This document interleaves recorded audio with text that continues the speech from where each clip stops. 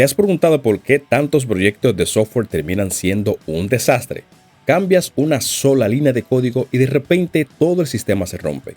Hoy vamos a ver cómo los principios Solid pueden evitar que tu código se convierta en una auténtica pesadilla. Hey, what's up, ¿qué tal? Soy Moses Dev y en este video vamos a desmenuzar los 5 pilares que te ayudan a escribir código limpio, mantenible y profesional. Estos principios son las bases que todo desarrollador necesita para construir software que perdure en el tiempo. Así que si te interesa aprender desarrollo web real, sin humo y con ejemplos que sí entiendes, suscríbete y activa la campanita. Aquí no venimos a perder el tiempo, venimos directo al grano para que te conviertas en el mejor programador. Vamos allá. Bien, antes de meternos en lleno, ¿qué es eso de Solid? Cuando hablamos de Solid, estamos hablando de 5 principios fundamentales que todo buen desarrollador debe conocer. Su propósito principal es ayudarte a escribir código que sea mucho más fácil de entender, de modificar y de hacer crecer sin que todo se rompa en el proceso. Cada letra del acrónimo representa un principio distinto. Quiero que pienses en ellos como una brújula que te guía para no perderte en medio del caos que a veces puede ser el desarrollo de software. Juntos, te marcan el camino a seguir. Vamos a arrancar con la S de Solid, la cual es el principio de responsabilidad única. La regla es muy simple. Una clase debe tener una y solo una razón para cambiar. En otras palabras, debe de encargarse de una sola cosa y punto. Imagina que tienes una clase llamada factura, que además de calcular los totales y los impuestos, también se encarga de enviar la factura por correo electrónico. Al principio parece una buena idea tener todo en un mismo lugar, pero esto es una trampa muy común. ¿Por qué esto puede ser un problema? Bueno, porque si el día de mañana tienes que cambiar la forma en que se envían los correos, por ejemplo, utilizando un nuevo servicio, te verás forzado a modificar la clase factura. Y la lógica de envío no tiene nada que ver con los cálculos de la factura. Ahí es cuando todo empieza a enredarse y a romperse. La forma correcta de hacerlo es separar las responsabilidades. Creas una clase factura que solo se preocupe por los números y otra clase que se llame, por ejemplo, notificador email, que se dedique exclusivamente a enviar correos. Cada una tiene su propia misión y de esta manera, si algo cambia en el sistema de notificaciones, solo tienes que tocar una sola clase. Este principio lo resume perfectamente. Un cambio por un motivo debería afectar a una sola clase. Es una idea simple, pero increíblemente poderosa para mantener tu código ordenado. Ahora vamos a ver la O de Solid, el principio de abierto cerrado. Esto significa que tu código debería estar abierto para ser extendido, pero cerrado para ser modificado. Puede sonar un poco contradictorio, pero es una de las ideas más potentes en programación. Bien, imagina que tienes una clase que calcula los impuestos de tu país. Todo funciona perfecto hasta que tu aplicación empieza a vender a otros lugares, o sea, a otros países. Entonces es ahí donde puede empezar el caos. Entonces resulta que terminas llenando esa clase con if, else y switch para cada nueva regla, convirtiéndola en un monstruo difícil de manejar. El error es pensar que tienes que modificar esa clase cada vez que surja un nuevo requisito. Aquí lo ideal es poder agregar una nueva funcionalidad sin tener que tocar una sola línea del código que ya ha sido probado y que sabes que funciona. Entonces, ¿cómo se logra esto? Bueno, utilizando abstracciones como las interfaces, por ejemplo. O en el caso de algún lenguaje que no tenga interfaces, en el caso de Python, puedes utilizar una clase abstracta. Siguiendo el mismo ejemplo con las interfaces, por ejemplo, podrías crear una interfaz llamada calculadora impuesto y luego una implementación diferente para cada país. Así, cada clase nueva se encarga de su propia lógica de cálculo, por ejemplo. De esta forma, puedes añadir nuevas reglas para países nuevos sin miedo a romper lo que ya existía. El principio es claro: agrega sin destruir. Y créeme, en proyectos grandes, esta simple regla vale su peso en oro. Continuamos con la L de Solid, el principio de sustitución de Liskov. Y no es un trabalenguas. Es una regla fundamental para que la herencia en tu código funcione como se espera y no cause problemas inesperados. La idea principal es simple. Si tienes una clase hija que hereda de una clase padre, bueno, si la clase es hija es porque tiene una padre. Seguimos. Entonces, deberías poder utilizar la hija en cualquier parte donde se espera a la clase padre. Y todo tiene que seguir funcionando a la perfección, pero lamentablemente esto no siempre se cumple. El ejemplo clásico es el siguiente. Imagina que tienes una clase ave con un método volar. Todo bien. Ahora decides crear una subclase pingüino que hereda de ave. Aquí surge el problema. El pingüino es un ave, pero no vuela. Entonces, ¿qué pasa si otra parte de tu programa utiliza ese método volar, esperando que funcione con cualquier tipo de ave? En el momento que le pases un objeto pingüino, ¡boom!, el sistema fallará porque el comportamiento esperado no se cumple. La solución es no forzar herencias que rompan las reglas. En lugar de una herencia directa, sería mejor diseñar una interfaz más específica, como por ejemplo, ave voladora, y que solo la implementen aquellas aves que realmente pueden volar. Así, un pingüino nunca prometerá algo que no puede hacer. Este principio nos deja una lección clave.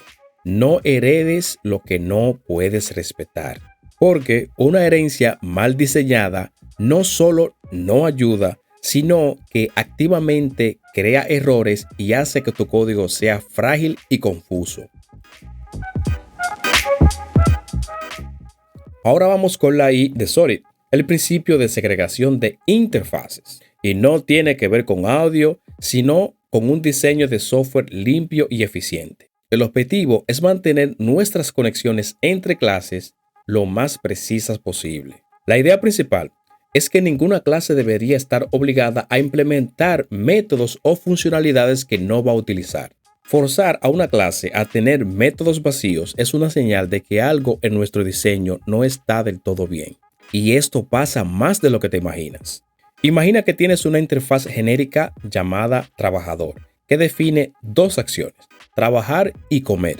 Esta interfaz funciona perfectamente para una clase llamada humano, por ejemplo. Pero, ¿qué pasa si ahora quieres crear una clase llamada robot? El robot trabaja, pero sí, exacto, adivinaste, el robot no come. Entonces, ¿por qué obligaríamos a la clase robot a implementar un método llamado comer, que va a estar vacío o lanzar un error? Esto es lo que se conoce como ruido en el código.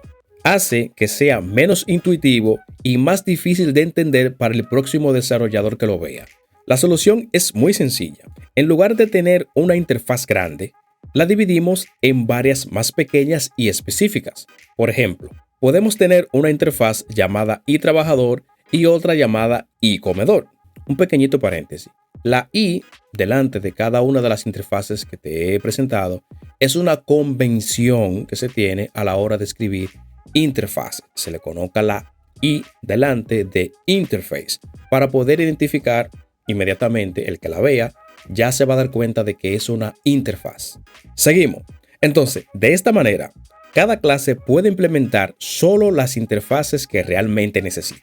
En pocas palabras, este principio busca que cada interfaz tenga una única responsabilidad. Por lo tanto, al mantener las cosas simples y separadas, tu código se vuelve más claro, más flexible y mucho más fácil de mantener a largo plazo. Llegamos a la última, la D de Solid, y este es el principio de inversión de dependencias. Y aunque su nombre suena muy técnico, su aplicación es increíblemente práctica y te libera de muchos problemas en el futuro. Bien ejemplo, imagina que tienes una clase llamada usuario service que necesita guardar datos. Dentro de ella llamas directamente a otra clase llamada MySQL repository. Esto funciona bien al principio, pero te ata de manos. ¿Qué pasa si mañana quieres hacer pruebas, cambiar a otra base de datos o trabajar sin conexión? Entonces ahí te das cuenta del problema. Tu servicio está fuertemente acoplado, casi casado con MySQL. No puedes cambiar una pieza sin romper la otra. Esta falta de flexibilidad es una bomba de tiempo en cualquier proyecto que necesite evolucionar. La solución es invertir esa dependencia. En lugar de que tu servicio dependa de una clase concreta, Haces que dependa de una abstracción, como una interfaz llamada iUser Repository, por ejemplo. Luego, puedes crear todas las implementaciones que necesites. Una para MySQL, otra para MongoDB, una para Postgre, una para pruebas, las que necesites. De esta manera, a tu clase usuario service no le importa si los datos se guardan en una base de datos más potente del mundo o en una simple caja de cartón. Mientras la implementación cumpla con el contrato definido en la interfaz, todo funcionará a la perfección. Por eso, el principio dice que tu lógica de alto nivel no debería depender de los detalles de bajo nivel. Al aplicar esto, tu código se vuelve indefinidamente más flexible, mucho más fácil de probar y, en definitiva, más robusto y profesional.